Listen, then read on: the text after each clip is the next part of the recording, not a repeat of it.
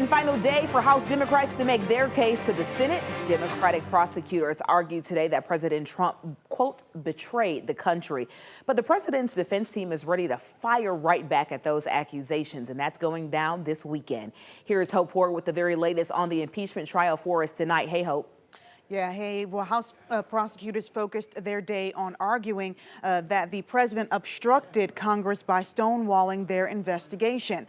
They allege President Trump pressured Ukraine to investigate his political rival while withholding military aid, and his administration tried to bury records of the president's call with Ukraine's leader.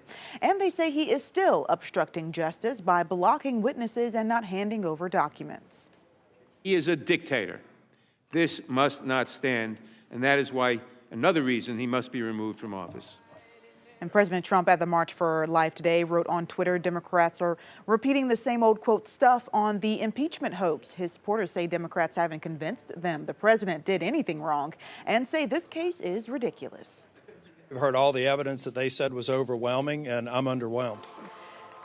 And the president's legal team will begin their case tomorrow and will continue Monday and Tuesday. After they make their case, senators get to ask questions.